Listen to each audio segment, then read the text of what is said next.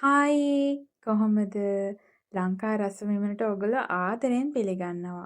එන්නකෝ අපි අද රසට බටුමෝජුවක් හදමු. දැක්කම ආස හිතෙනව නේද? කටට කෙලත් උනනව නේද? මේ වගේ ලස්සන පාටට රසට කල් තියාගන්න පුළුවන් විදියට බටුමෝජු එකක් හදමු. මේක හරියට අසුර ගත්තොත් සතියක් වුණත් කල් තියාගන්න පුළුවන්. එන්නකෝ අපි බලමු මේක හදන්න මොනවාද ඕනි වෙන්නේ කියලා.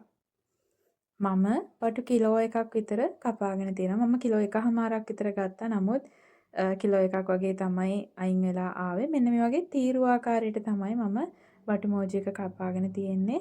ඉඟුරු කෑල්ලක්, සුදු ලූණු, රටඉඳි මේ තියෙන්නේ රතු ලුණු ග්‍රෑම් 250ක් විතර. මම මේ රතු ලුණු අරගෙන සෝදලා හොඳට තෙත බේරෙන්න රෙද්දක දාලා අරන් තිබ්බා. වතුර මුසු වුණොත් එහෙම නරක් වෙන්න බලනවා. ඊළඟට අඹ චට්නි, අඹ ක්‍රීම්, අමු මිරිසුත් එහෙමයි. නැට්ට කඩාගෙන හොඳට සෝදලා වතුර බේරෙන්න තියලා තියෙන්නේ. ඊට අමතරව විනාගිරි. මේ රතු ලුණුයි සුදු ලුණුයි මතක ඇතුව සෝදලා හොඳට තෙත බේරෙන්න තියාගන්න. නැත්නම් නරක් වෙන්න පුළුවන්. දැන් මම තාච්චියකට තෙල් ලිපේ තියාගෙන තියෙනවා. මේ තෙල් ටික හොඳට රත් වෙන්න දෙනවා. ඊට පස්සේ මම අර කපාගත්ත බටු ටික මෙන්න මේ ආකාරයට එකතු කරගන්න. හරිම පරිස්සමට එකතු කරගන්න. තෙල් ගොඩක් රත් වෙලා නම් ඇඟට විසි වෙන්න පුළුවන්. මම තෙල් ප්‍රමාණයට වැඩියෙන් බටු එකතු කරගන්නවා. හැබැයි මෙහෙම වුණා කියලා බටු ටික බැදෙන්නේ නැති වෙන්නේ නැහැ. මොකද බටු පොඩ්ඩ වෙනවා. එතකොට අර තෙල් ප්‍රමාණයට ගානට ඇති වෙනවා. තව විනාඩියකින් දෙකකින් අපි බලමු මේ බටු ටිකට තෙල් ඇත්ද කියලා. මේ බලන්නකෝ. විනාඩියක් දෙකක් ගියාට පස්සේ බටු ටික බැදෙන ගානට තෙල් ඇති. දැන් මේ වගේ හැන්දකින් පොඩ්ඩක් එහෙට මෙහෙට කර කර බටු ටික බැද ගන්නවා. බටු අපි ගොඩාක් කළු වෙන්න බදින්නේ නැහැ. රන්වන් පාට වෙන්න තමයි බැදගන්නේ. මෙන්න මේ ආකාරයට පාට ආවට පස්සේ අපි බා ගන්න ඕනි. බටු බෑවටත් පස්සේ ටිකක් බැදෙනවා. මීට වැඩිය තද වෙනවා එතකොට. මේ විදිහට කඩදාසි කොලයකට බා ගන්න ඕනි. එතකොට හොඳට බටු එකේ තෙල් ටික කඩදාසි කොලයට උනාගෙන වැඩි තෙල් ටික අයින් වෙනවා. මෙන්න මේ ආකාරයට බා ගන්නවා. නැවත වරත් බටු ටිකක් දාගෙන මේක කීප වතාවක්ම වැද ගන්න ඕනි. මම 3-4 පාරක් විතර වැදගෙන තමයි මගේ බටු කිලෝ එක වැදගත්තේ. තෙල් මදි නම් නැවත තෙල් එකතු කරන්න. හැබැයි බටු ටික එකතු කරන්න කලින් තෙල් එකතු කරගන්න. මේ විදිහට හොඳට බටු ටික වැද ගන්න ඕනි. ඊට පස්සේ මම බටු වැදගත්තේ තෙල් එකටම රතු ලුණු ටිකත් එකතු කරගන්නවා. රතු ලුණු නම් ගොඩාක් වැද ගන්න අවශ්‍ය නැහැ. රතු ලුණු වල ලස්සන අර සිල්කි පාටක් ආවට පස්සේ රතු ලුණු ටික බෙදලා අයින් කරගන්න පුළුවන්. සාමාන්‍යයෙන් විනාඩියක් විතර එහෙට මෙහෙට කර කර බෙදගත්තාම ඇති. මොකද මේක විනාකිරිනොත් තැම්බෙනවා. ගොඩාක් තම්බන්න බෙද ගන්න අවශ්‍ය නැහැ. මේ විදිහට චුට්ටක් කලවම් කර විනාඩියක් විතර බෙදගත්තට පස්සේ මේ ලුණු ටිකත් අයින් කරගන්න ඕනේ. මේ බලන්නකො මේ සිල්කි ගතියට ආවට පස්සේ මේක බෙදිලා ඉවරයි. දැන් මේ ටික අයින් කරගන්න පුළුවන්. බලන්නකො එතකොට රතු ලුණු එක හරි අමුතුම ලස්සනක් තමයි තියෙන්නේ. දිලිසෙනවා වගේ. මේ විදිහටම බටු බෙදගත් එකටම එකතු කරගන්න පුළුවන්. මේ වගේ හැන්දක් භාවිතා කරාම හරිම ලේසි. ඊට පස්සේ මම අමු මිරිස් ටිකත් එකතු කරගන්නවා. අමු මිරිස් අනිවාර්යෙන් දෙකට මැදින් පලා ගන්න. නැත්නම් අමු මිරිස් ටික පුපුරනවා. එතකොට අපේ ඇඟට විසි වෙන්න පුළුවන්. මේ විදිහට අමු මිරිස් නම් විනාඩියක්වත් තියාගන්නේ නැහැ. තප්පර ගාණක් එකේ ඉඳලා 10ට ගණනකට ගත්තත් ඇති. මේ විදිහට ලස්සනට කොළ පාටට තියෙන්න අපි මේක බා ගන්න ඕනේ. මේ විදිහට රතු ලුණු බෙදගත්තා, අමු මිරිස් බෙදගත්තා, බටු බෙදගත්තා. ඔයගලන්ට මේකට හාල් මැස්ස වුණත් බෙදලා එකතු කරගන්න පුළුවන්. මම අද එකතු කරන්නේ නැහැ. මම දැන් මැටි ඇතිලියකට තෙල් ටිකක් ලිපේ තියාගෙන එකතු කරගන්නවා ඉඟුරු සුදු ලුණු. ඒ ටික හොඳට මම තලාගෙන එකතු කරගන්නේ. සුදු ලුණු පොත්ත පිටින්ම තලා ගන්නවා. මේ ටික හොඳට බැද ගන්න ඕනි. මේකේ වතුර ගතිය ඔක්කොම අයින් වෙලා යන්න. අපි මේකට කිසිසේත්ම වතුර මුසු කරන්න හොඳ නැහැ. එතකොට අපිට තියාගන්න බැරුව යනවා. මේ ආකාරයට වතුර මුකුත් නැති වෙන්න අපි හොඳට හදාගත්තොත් සතියක් අනිවාර්යයෙන්ම කල් තියාගන්න පුළුවන් හොඳ භාජනයකට අසුරගත්තොත්. දැන් මේ ටික හොඳට බැදෙන්න අරිනවා. මේක බැදිලා එනකොට හරි සුවඳයි. අනිත් එක පාට වෙනස් වෙනවා. මැටි ඇතිලයක් පාවිච්චි කරන්න. මොකද අපි විනාකිරි භාවිතා කරනවා.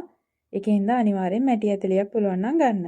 දැන් මම මේකට මිරිස් කුඩු එකතු කරගන්නවා. මිරිස් කුඩු තේ හැඳි 2මාරක් විතර එකතු කරගන්න. ඕගොල්ලන්ට කැමති පරිදි එකතු කරගන්න පුළුවන්.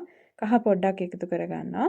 මිරිස් කුඩු මේ වෙලාවේ තෙලට එකතු කරගත්තාම බටු මෝජුවකට හරිම ලස්සන පාටක් එකතු වෙනවා.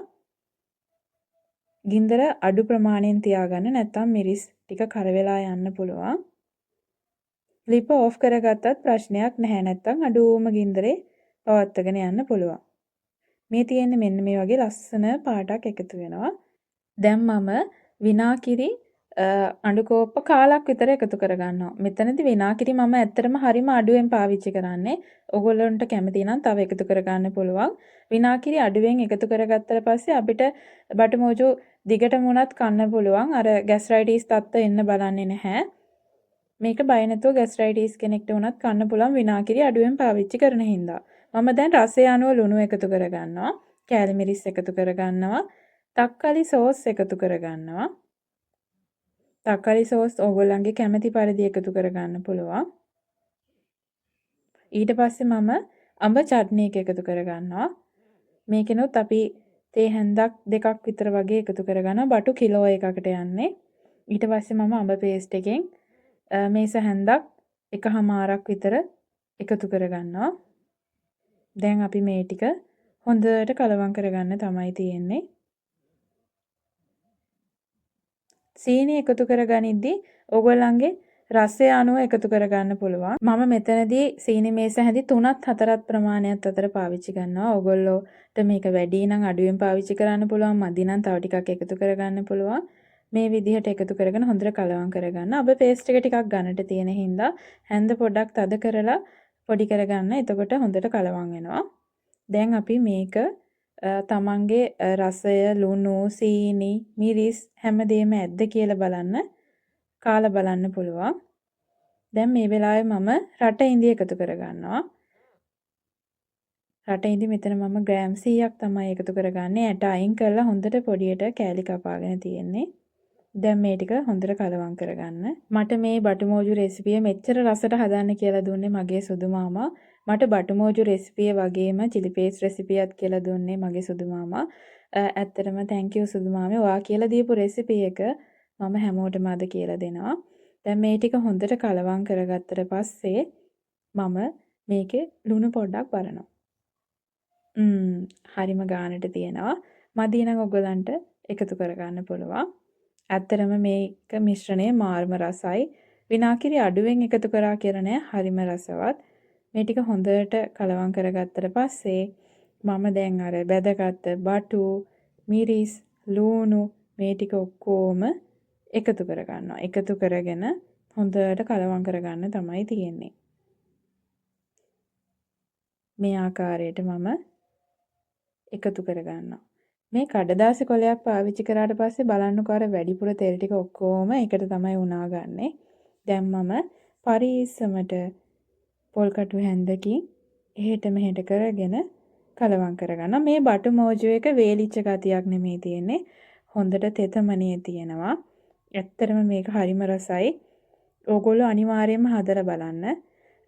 හැමෝගෙම රෙසිපි එක එක ආකාරයට තියෙනවා. නමුත් මට මේ සුදු මාමා කියලා දීපු රෙසිපි එක ඕගොල්ලෝ එකපාරක් හරි හැදුවොත් ඇත්තටම ආයි පාරක් හදනවා. ඒක ඒ තරම්ම රසයි. මේක මාර්ම රසක් තියෙන්නේ. ඕගොල්ලොත් හදලා බලන්න. මේ වගේ රසවත් කෑම වීඩියෝස් ඕගොල්ලන්ට දිගටම බලා ගන්න පුළුවන්. අපිව subscribe කරගෙන යන්න අමතක කරන්න එපා. බෙල් අයිකන් එකත් ක්ලික් කරලා තියාගත්තොත් මම වීඩියෝ එකක් දාපු සැනින්ම ඕගොල්ලන්ට බලන්න පුළුවන්. මේ බටුමෝජු එක මම හදන විදිහට නැතුව ඕගොල්ලොත් හදන විදිහක් තියෙනවා නම් අනිවාර්යෙන් කමෙන්ට් එකක් දාගෙන යන්න. මම මේ විදිහට අනිවාර්යෙන්ම try කරලා බලන්නම්. මගේ වීඩියෝ එක නරඹුවාට ඕගොල්ලන්ට ගොඩාක් ස්තුතියි. යාළුවොත් එක්ක share කරගෙන වීඩියෝ එක බලන්න. එහෙනම් thank you හැමෝටම.